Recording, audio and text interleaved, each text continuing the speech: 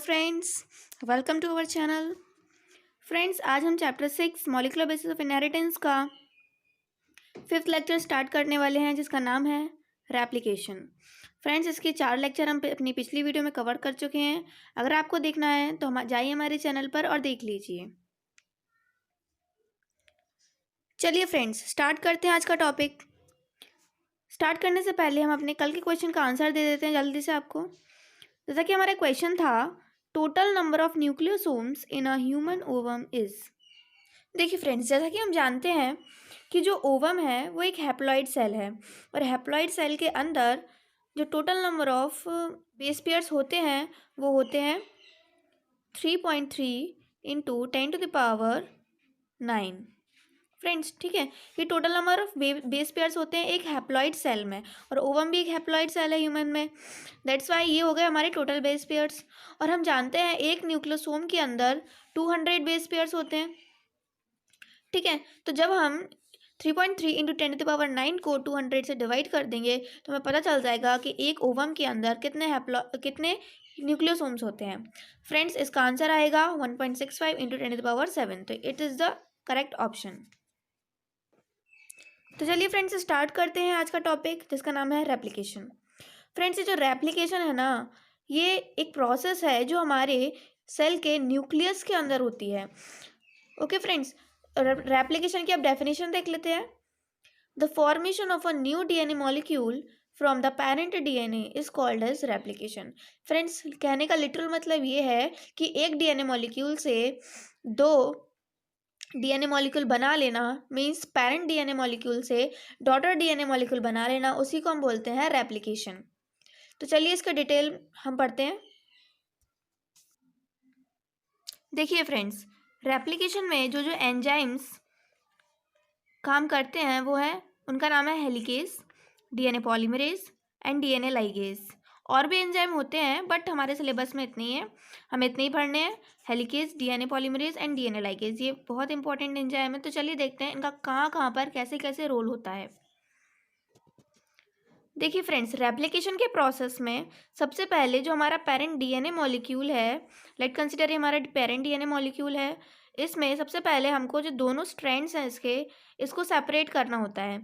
तो ये काम करता है हमारा हेलिकेज एंजाइम।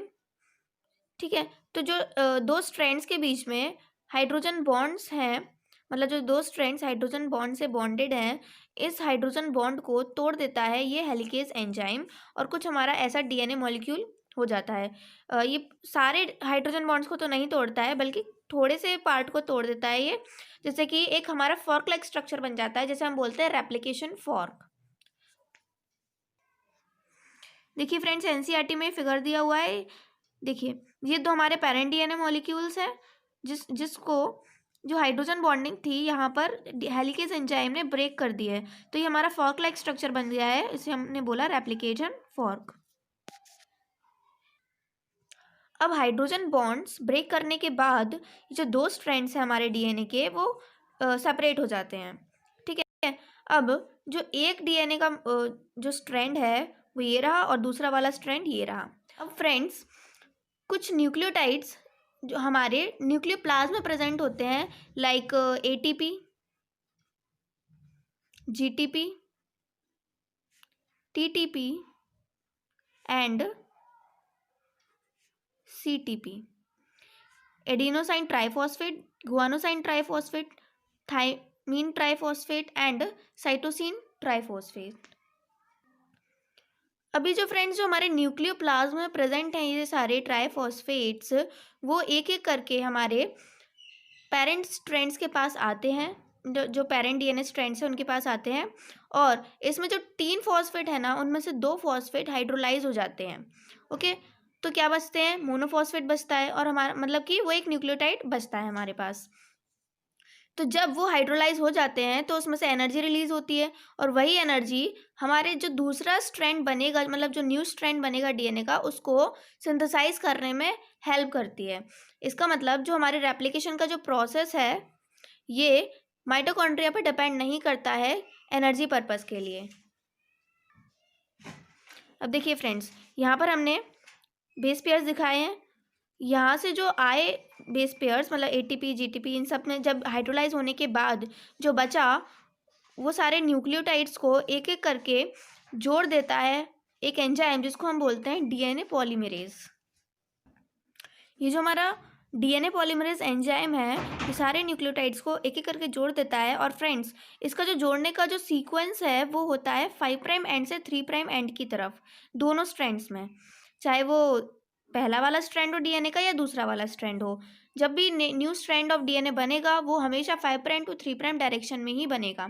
अब फ्रेंड्स देखिए जो हमारा दो स्ट्रैंड बनते हैं, दो न्यू स्ट्रैंड बनते हैं डीएनए के, एक स्ट्रैंड तो कंटिन्यूसली फॉर्म होता है और दूसरा स्ट्रैंड डिसकंटिन्यूसली फॉर्म होता है। जो कंटिन्यूसली फॉर्म होता है उसको हम बोलते हैं लीडिंग स्ट्रैंड और जो डिसकंटिन्यूसली फॉर्म होता है उसको हम बोलते हैं lagging strand.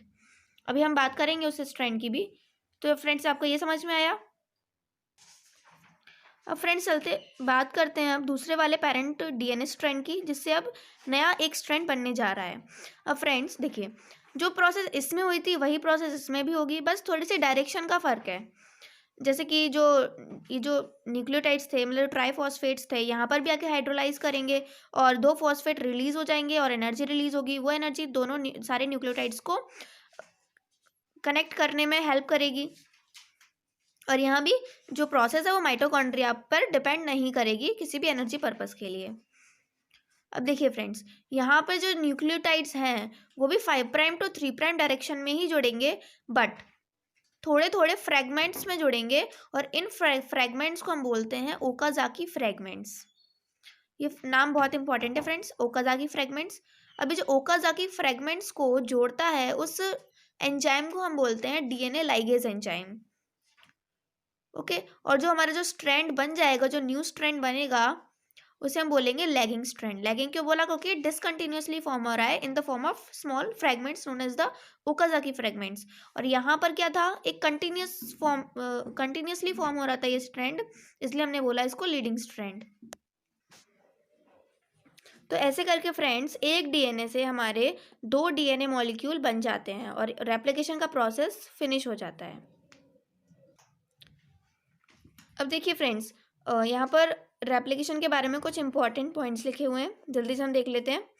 Okazaki fragments are later joined by the DNA ligase enzyme. Friends ये जो नाम है ना डीएनए लाइगेज ये बहुत ज़्यादा इंपॉर्टेंट है, नीट में आ सकता है ये। Second point, the position in the DNA where replication starts is called as the ori site. Friends जो हमारा डीएनए होता है ना उसमें जहाँ पर रेप्लिकेशन स्टार्ट होता है उस साइट को हम बोलते हैं ओरी साइट या फिर origin of replication. Third, replication of DNA is semi conservative. अब फ्रेंड्स है ना सेमी कंजर्वेटिव, इसका मतलब आइए समझते हैं। देखिए फ्रेंड्स हमारे पास एक डीएनए मॉलिक्यूल था जिसको हमने तोड़ा और दोनों स्ट्रैंड सेपरेट कर लिए। अभी जो एक डीएनए मॉलिक्यूल ये बना हमारे पास, एक डीएनए मॉलिक्यूल ये बना हमारे पास। अब देखिए 2 डीएनए मॉलिक्यूल बने, इसमें 50% पार्ट तो पेरेंट डीएनए का है और जो 50% न्यू बना है। इसलिए हमने कहा कि जो प्रोसेस है रेप्लिकेशन का वो सेमी कंजर्वेटिव है। इसका मतलब 50% पेरेंट डीएनए का पार्ट बच जाता है एक डीएनए में। देखिए इस वाले डीएनए में 50% पेरेंट का है, इस वाले डीएनए में 50% पेरेंट का है, इसलिए हमने बोला that the process of replication is semi conservative in nature. चलिए फ्रेंड्स तो आते हैं हम अपनी एनसीईआरटी की लाइंस पर जो कि इम्पॉर्टेंट है। देखिए यहाँ पर लिखा हुआ है deoxyribose nucleotides triphosphates serve dual purposes in addition to acting as substrates. माने कि एज अ सबस्ट्रेट भी वो एक्ट करते हैं। They provide energy for polymerisation reaction. The 2 terminal phosphates in a deoxy nucleoside triphosphate are high energy phosphate same as in the case of ATP. कहने का मतलब ये है फ्रेंड्स जो हमारे डीऑक्सी न्यूक्लियोसाइड ट्राइफॉस्फेट होते हैं जैसे कि ATP, GTP, TTP and CTP, ये इनमें से 2 फॉस्फेट हाइड्रोलाइज हो जाते हैं और वो एनर्जी प्रोवाइड करते हैं in the process of polymerisation, मतलब 2 न्यूक्लियोटाइड को जोड़ने में हेल्प करते हैं। और जो एक फॉस्फेट बचा वो एज अ न्यूक्लियोटाइड हमारे डीएनए को फॉर्म करने में हेल्प करता है। अब देखिए यहाँ पर भी इंपॉर्टेंट लाइन है, the DNA dependent DNA polymerase catalyse polymerisation only in one direction that is 5 prime to 3 prime. Friends ये डायरेक्शन है ना ये बहुत ज़्यादा इंपॉर्टेंट है। यहाँ पर एक और लाइन लिखी हुई है, On one strand, the template with polarity 3' to 5', the replication is continuous, while on the other, the template with polarity 5' to 3', it is discontinuous. The discontinuously synthesized fragments are later joined by the enzyme DNA ligase. Friends, ये जो enzyme का नाम है वो कभी भी NEET में पूछा जा सकता है. तो आइए फ्रेंड्स, इस लाइन का मतलब हम समझ लेते हैं. एनसीईआरटी में ये लिखा हुआ है कि जो रेप्लिकेशन फॉर्क है उसका जो ओपन एंड है उस साइड से हम देखें तो जो 3' एंड वाला जो पेरेंट डीएनए स्ट्रैंड है उस पर जो रेप्लिकेशन होगा, मतलब जो उसका जो न्यू स्ट्रैंड बनेगा वो कंटिन्यूअसली बनेगा, और जो 5' से 3' वाला जो पेरेंट डीएनए स्ट्रैंड है उस पर जो न्यू स्ट्रैंड बनेगा वो डिसकंटिन्यूअसली बनेगा. कहने का मतलब ये है.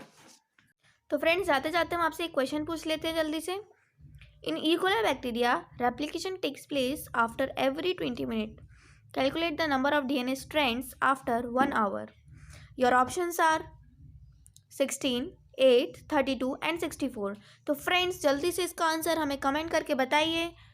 और आपको अगर हमारा वीडियो अच्छा लगा हो तो जल्दी से हमारे वीडियो को लाइक कीजिए, शेयर कीजिए और हमारे चैनल को सब्सक्राइब कीजिए ताकि आप हमारे किसी भी अपडेट को मिस ना कर सके. तब तक के लिए thank you, bye bye and let's crack the NEET.